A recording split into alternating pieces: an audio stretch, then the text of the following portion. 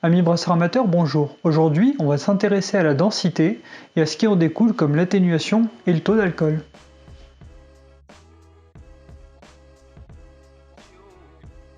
Comme vous le savez, pendant le brassage, ce qui nous intéresse, c'est de transformer les céréales en sucre. Malheureusement, il n'existe pas d'outil simple qui permette de peser la quantité de sucre directement. On peut facilement mesurer la température d'un liquide avec un thermomètre et son acidité avec un pH-mètre.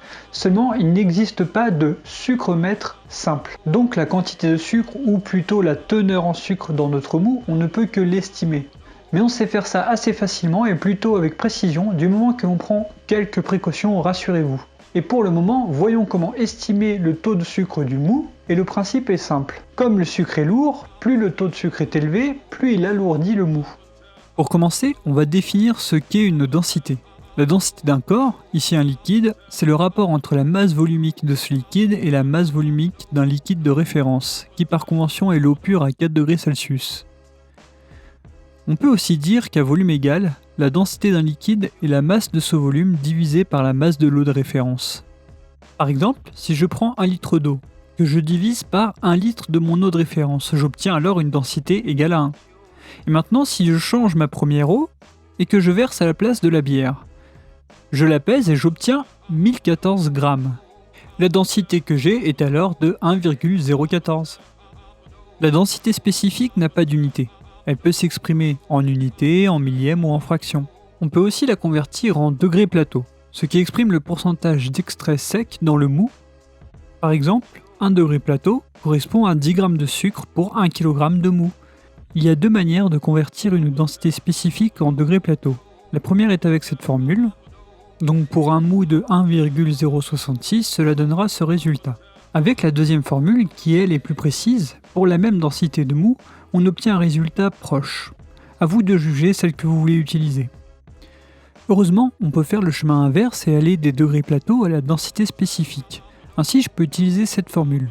Si je prends un mou à 13 degrés plateau, cela me donne cette valeur approximative. Cette formule est applicable jusqu'à une densité spécifique de 1,065. Quant à la deuxième formule, on peut l'utiliser peu importe notre densité. Pour le même mou, cela me donne une densité spécifique légèrement plus précise. Le brasseur a deux outils bien pratiques à sa disposition. Le densimètre, qu'il peut utiliser tout au long du processus de brassage, mais qui est fragile et plus subtil à employer. Et le réfractomètre, qui fonctionne facilement avant fermentation, car l'alcool fausse sa mesure. Un densimètre permet de mesurer la densité d'un liquide, et il utilise le principe de la poussée d'Archimède pour le faire. Afin de déterminer la densité d'un mou ou d'une bière, il suffit de prendre une éprouvette, la remplir assez pour que notre densimètre, une fois plongé dans le liquide, puisse flotter pour en lire la mesure. Attention à bien prendre comme repère le niveau bas du ménisque qui se forme autour de notre hydromètre. Sur notre schéma, on va lire 1034. Ce densimètre indique une densité spécifique en millièmes, mais on peut en trouver aussi en degrés plateau. Dans tous les cas, il faut faire attention à corriger la densité en fonction de la température du mou si celle-ci est différente de la température de calibrage du densimètre, qui est en général à 20 degrés Celsius. Pour cela, on applique cette formule. Je la mets ici pour qu'on l'ait vue, mais rassurez-vous, il existe de très bonnes calculettes pour faire tout ça, dont je vous parlerai juste après. Donc pour le mou que l'on a vu précédemment, s'il est à 60 degrés, cela me donne ce résultat. Le réfractomètre permet de mesurer la teneur en sucre simple dans un liquide. Seulement, notre mou comporte des sucres complexes et plein d'autres composés. Souvent, il utilise l'échelle de Brix, dont la conversion vers le degré plateau est assez simple. Mais on peut aussi passer du degré Brix à la densité spécifique moyennant un calcul plus complexe.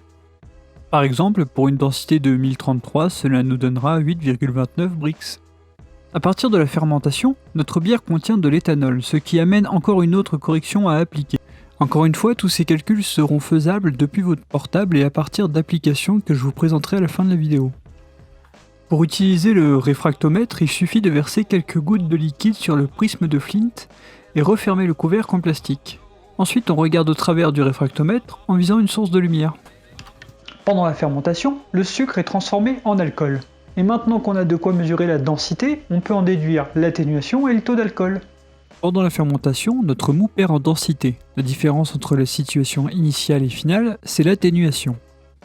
Pour calculer notre atténuation apparente, on peut utiliser cette formule. Par exemple, notre dernière triple avait une DI de 1,074 pour une DF de 1,009, ce qui donne une atténuation de 87%. Cette manière de faire ne prend pas en compte la densité de l'alcool qui est plus faible que celle de l'eau. C'est pourquoi on doit calculer l'atténuation réelle. On passe donc en degrés plateau pour d'abord calculer l'extrait réel. Puis cette valeur vient remplacer la densité finale dans notre calcul de l'atténuation. Par exemple, pour les densités de notre triple, cela donne ce résultat. La formule pour déterminer le taux d'alcool a plusieurs variantes. La forme la plus simple de l'équation, c'est celle-ci. Elle est facile à retenir et à résoudre à la main, mais cela reste une approximation. Si vous voulez obtenir un résultat plus proche de la réalité, surtout pour les brassards avec un taux d'alcool haut, la formule suivante devrait s'avérer mieux adaptée. Pour voir tout ça dans un exemple, reprenons notre triple. En appliquant les densités précédentes, voici le résultat. Et si je prends notre bière blonde, nous avons en densité initiale 1,058 et en densité finale 1,15, cela me donne ces résultats. On constate à chaque fois qu'on a deux résultats différents et vous pouvez trouver ailleurs plein d'autres manières de calculer le taux d'alcool. C'est pourquoi je vous conseille d'en prendre quelques-unes et de faire une moyenne. C'est bon, on peut poser les calculettes, cette vidéo touche à sa fin. Si vous voulez des applications qui permettent de calculer ce que l'on vient de voir, personnellement j'utilise BeerApps ou BeerFactory, mais si vous cherchez un petit peu, vous en avez sans doute plein les stores. Sinon, les logiciels ou applications de brassage comme Littlebox ou Beersmith ont des outils qui fonctionnent parfois de manière isolée et qui permettent de calculer notre densité et ce qui en découle. Sur ce, je vous souhaite un bon brassage et à la prochaine!